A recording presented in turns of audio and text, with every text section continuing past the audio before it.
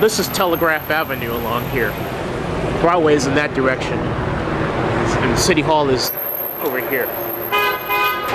In order to control traffic, the city and law enforcement have shut down part of the arterials that feed traffic into downtown, like this.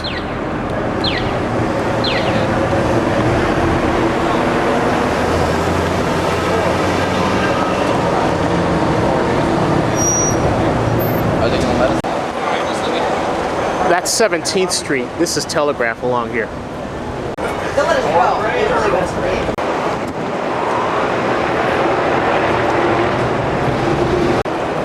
This is pretty desolate compared to the night 1 week ago when the protests and then the riot broke out along this area. And it actually came not so much down this area, but more toward where San Pablo ends over here. This is City Hall Plaza. It's what's called Frank Ogawa Plaza. Bring this man in like he would bring us in. We know that Oscar Grant III didn't get a second look, so we don't think Officer Messerly should get a second look either. To come and address you all, he has made movement. He has made movement on this demand from the very beginning when we put it forward. And so that's what we've been looking for. That's why we asked him to come here. We wanted somebody in the times of crisis who would stand up and do what's right. So we asked our brother Ron Dellums to come with the accountability and the healing to provide a safe space for our children and their future. Brother Ron Dellums. Thank you. Give a great man what he got coming. If I might for a moment, I want to call your attention to a moment in the history of this world. A picture that went around the world. It was a picture of a young Asian man who had the courage to stand in front of a tank for his dignity, his self-respect. It was probably the most courageous act I've ever seen. What he did, without saying a word, without engaging in any activity other than the fact that he stood there alone in front of a tank. When the question was asked of him, why did you do it? He simply said, I just had enough. So let this gathering be a loud and profound statement that we came together based upon our commitment to justice and our passion for peace. Now, there are three things that I want to say to you. Every time someone's life is taken by a public servant in the name of democracy, we the people have a right to raise questions. You did, and you bent the process to your will. That's it. Take the other four in. Take pride in the fact that your activism raised the issue of justice and moved that ball forward. Be empowered by this moment. Victims do not bring change. People who are empowered to understand their strength bring change. And you at this place are powerful enough to bring change. Secondly, let this moment be a moment that we come together as one community. This is our village. This is one community. We are one people, and we need that healing. Finally, let us come together to bring real change.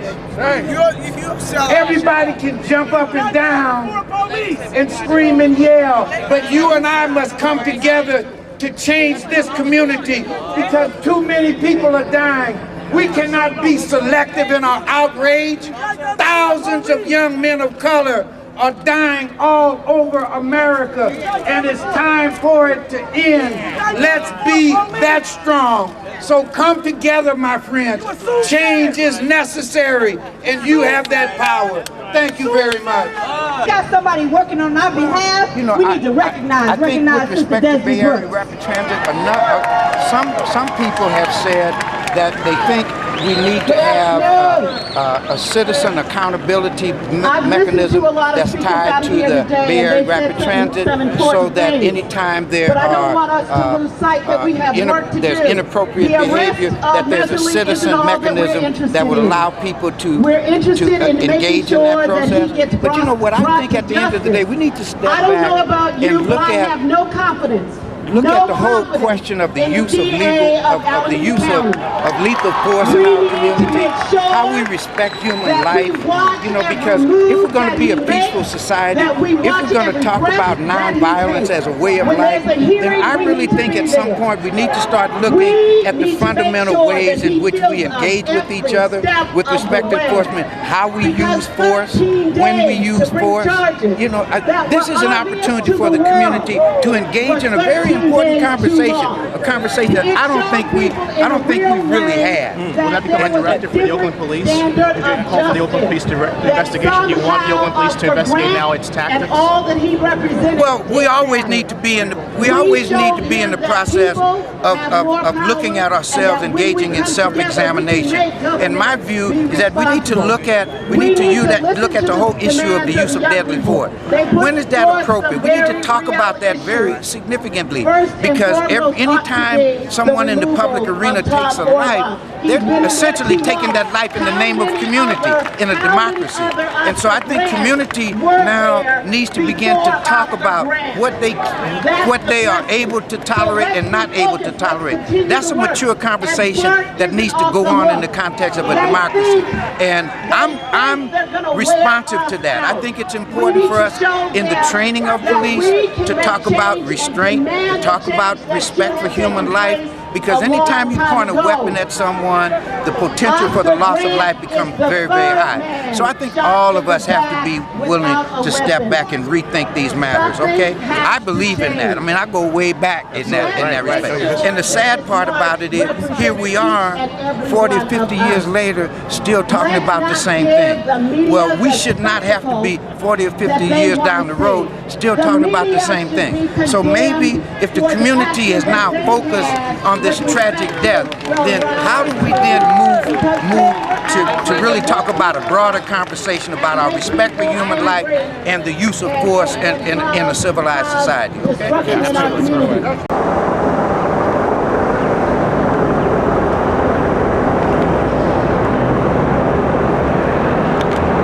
This is almost like a movie set. I mean, this was wild.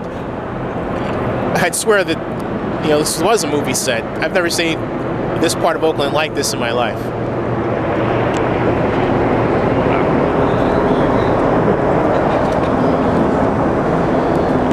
Oh, so let's go for a walk. And hey, Peter, what do you think about Officer Major Lee being arrested and what happens? Because a week ago I was in your place tonight. I think had this happened a week ago, if there was some response, some immediate response when this tragedy occurred, there would not have been a riot. And it's long overdue. Somebody had to make some kind of statement. Right. Over here. Yeah. I was pleased that Oscar's mother went on the news and pleaded for the rioting to stop. Yeah. So as not to desecrate her son's name. Again. Better celebrate that young man. Yeah, definitely. Then, so where do we go from here as a city? Where does Oakland go as a city? Yeah. Oakland's had a lot of bad things happen in it. Fox is a good thing right there. The Fox is magnificent. Yeah. Because I'm worried about pedestrians. It's just one more battle, and the war is won by many battles. Mm-hmm. Oakland will move forward and grow. We're looking at the future Arts and Entertainment District. Yep. I had this vision in 1998. I saw bars, restaurants, on both sides of the street for 4 blocks. And now it's coming to pass. Yeah, it is. Yeah. Slowly but surely, definitely. Oh, here we go. I suppose. I mean, this is just nothing's going to stop Oakland from growing and evolving. Yeah.